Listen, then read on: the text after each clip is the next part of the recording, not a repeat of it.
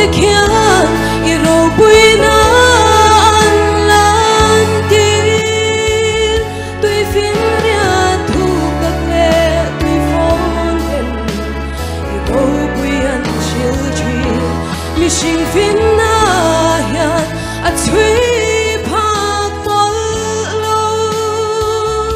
i ro pui na le thil ti thei na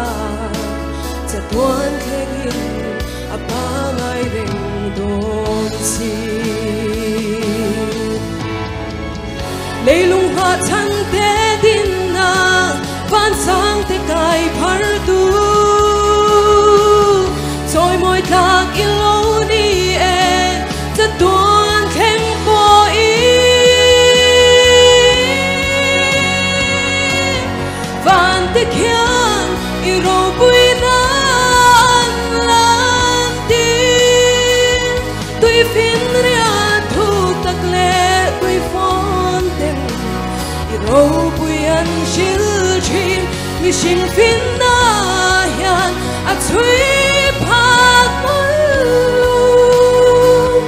i ro pui na le thil ti thei na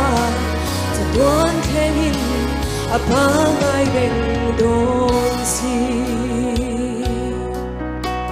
cha tuan khenin a pa ngai